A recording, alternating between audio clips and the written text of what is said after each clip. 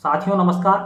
मेरा नाम देवानंद मेश्राम है और आज हम चर्चा कर रहे हैं तिरोड़ी से इतवारी रेल के पुनः शुरू होने पर। दक्षिण पूर्व मध्य रेलवे ने जब से इस ट्रेन के पुनः परिचालन को शुरू करने को लेकर आदेश जारी किया है, तभी से सोशल मीडिया पर बालाघाट सिवनी सांसद डॉक्टर ढाल सिंह बिसेन को बधाई देने वालों का तांता लग गया है। बधाई देने वालों में तमाम लोग वह हैं जो भारतीय जनता पार्टी के पदाधिकारी हैं, सदस्य हैं या किसी न किसी रूप में भारतीय जनता पार्टी की विचारधारा से सहमति रखते हैं।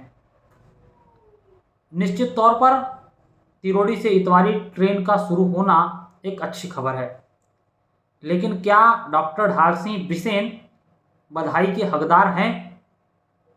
यह एक बड़ा सवाल है।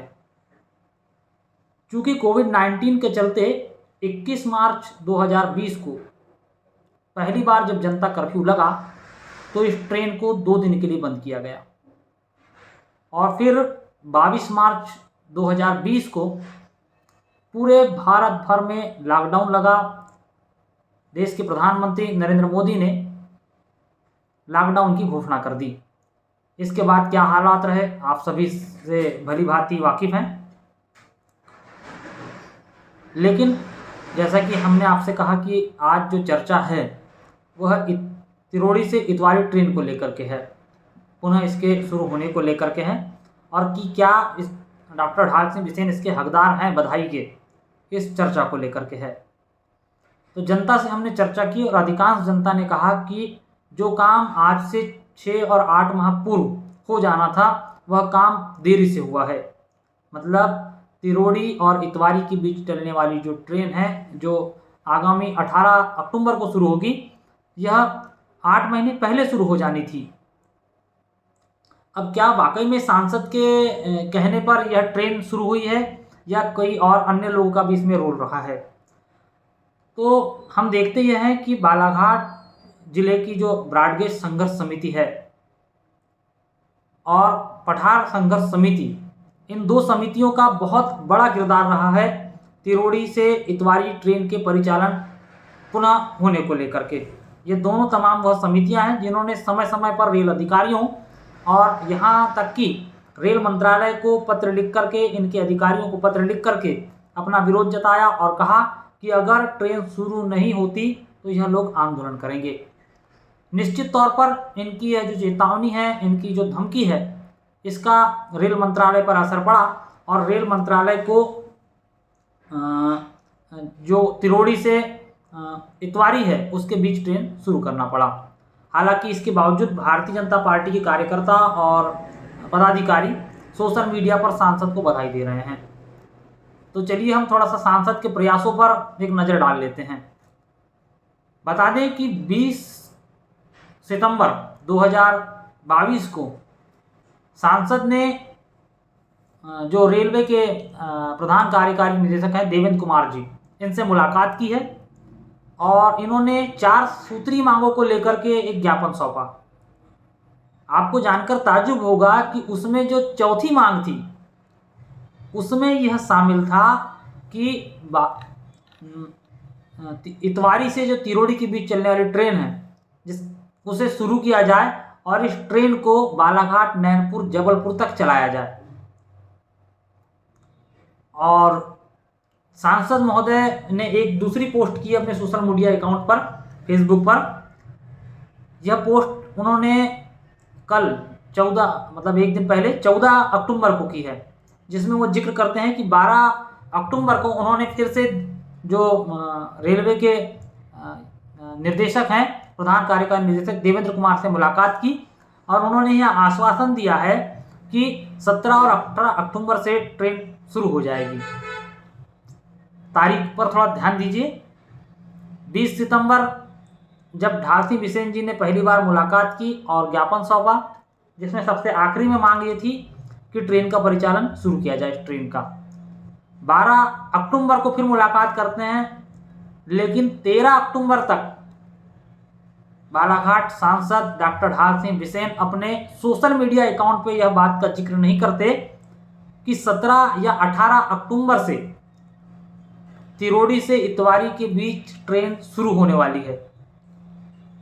मतलब डॉक्टर ढाल सिंह बिसेन को यह जानकारी बिल्कुल नहीं थी कि यह ट्रेन शुरू होने वाली है। डॉक्टर ढाल सिंह बिसेन उस वक्त यह जानकारी मिली जब रेलवे ने 14 अक्टूबर को आदेश जारी किया।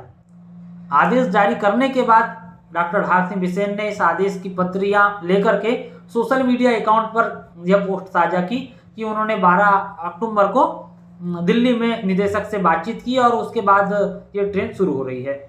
निश्चित तौर पर सांसद ने प्रयास किए हैं, लेकिन वह बधाई के बिल्कुल भी हकदार नहीं हैं, क्योंकि उनकी लेट लतीफ़ी की वजह से कटंगी और तिरोड़ी सहित बालाघाट जिले की जनता को लाखों लाख रुपया बसों में महंगा किराया देकर भरना पड़ा है। यह तब हुआ जब तिरोड़ी से इतवारी के बीच पहले से ही ट्रेन का परिचालन किया जा सकता था। भारतीय जनता पार्टी के लोग आज जिस तरह से सांसद को बधाई दे रहे हैं, ऐसा लग रहा है मानो उन्होंने तिरोड़ी और इतवारी के बीच नई ट्रेन शुरू कर दी हो। इसके पहले कभी ट्रेन शुरू ही या चली ही नहीं इस मार्ग रेल पथ पर। अगर सांसद वाकई अपने कार्य के प्रति जिम्मेदार होते और रेल अधिकारी उनकी बात सुन रहे होते और समझ रहे होते, तो ढाल सिंह बिसेन ने 20 सितंबर को अपने पत्र में रेल अधिकारियों से जिस ट्रेन परिचालन का जिक्र किया है, बालाघाट नैनपुर जबलपुर तक इस ट्रेन को ले जाने का, वह मांग पूरी हो गई होती। दरअसल रेल अधिकारियों को पठार संघर्ष समिति और ब्रॉडगेज संघर्ष समिति के आगे झुकना पड़ा है। अगर यह समिति समय पर चेतावनी नहीं देती और आंदोलन की चेतावनी नहीं देती, तो यकीन मानिए कि रेल प्रशासन अभी भी इस ट्रेन को शुरू नहीं करा रहा होता।